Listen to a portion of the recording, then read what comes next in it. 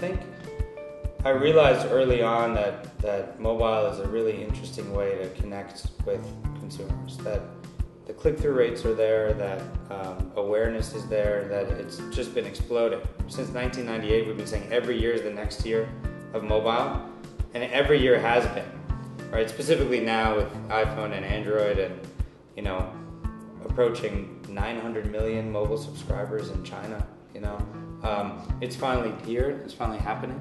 But I think the passion is driven where I just saw businesses and brands getting a very amazing result, more than any other marketing medium, through mobile. And so it's almost become my life's mission, Everything I do is kind of trying to help businesses and brands reach their consumers better over mobile. We did that with SMS, with Edge, we did it with mobile web, travel, Bluetooth, and now we're doing it with mobile social media. Yeah, so in terms of actual market segmentation, it's pretty interesting because now a lot of the advertising is even served by the carrier. And the carrier has very unique information, right? They know your subscriber information, basic demographic info, location. And so they've been doing this in Europe for a couple of years.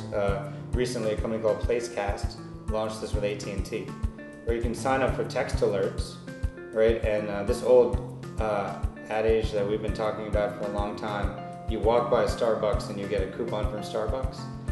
You can finally do that with the carrier.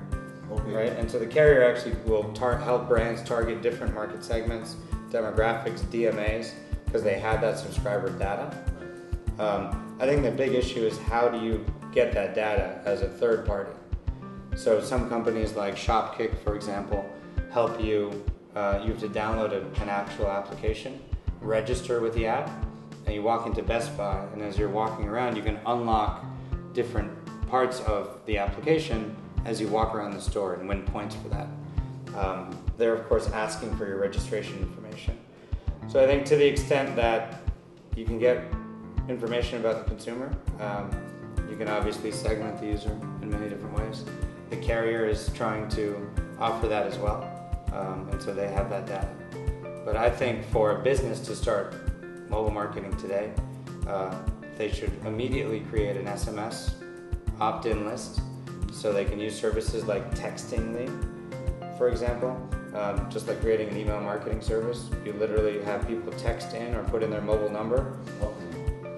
It's all permission-based opt-in, and that way the business can send SMS. I like SMS because it's a common denominator. Every phone has it.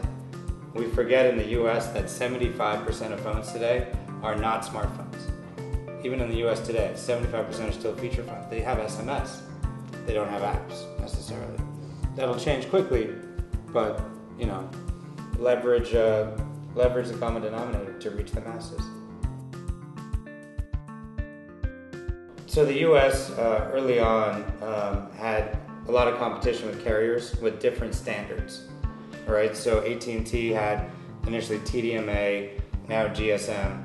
Verizon has CDMA or WCDMA, and so they bet on different types of protocols, and they were obviously very competitive in nature, right?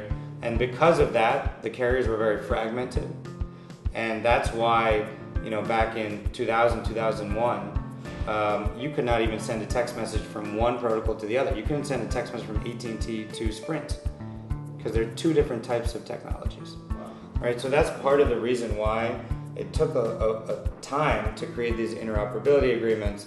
Even today, though, with MMS, multimedia SMS, essentially, you can't send a picture from Sprint to Verizon, right, seamlessly over SMS because there's two different technologies. It's not possible? It's not possible.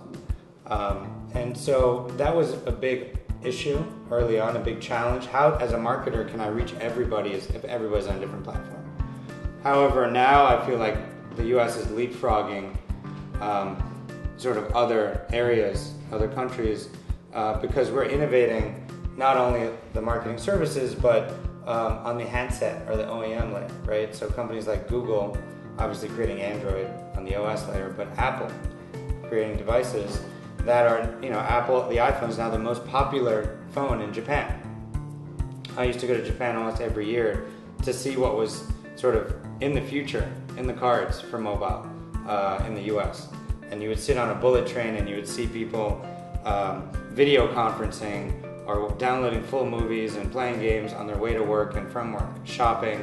And they could do that because Japan had one standard, right? NTT Docomo and KDDI, the big carriers, said, okay, iMode is going to be it, and let's make this happen. That's the protocol. It was very fast. Every consumer could do it. And now you go to Japan and everybody has an iPhone, right? So it's interesting that now the U.S. I think is leapfrogging in terms of innovation from the device perspective, and the interoperability issues that existed 10 years ago are no longer there, or at least much more alleviated.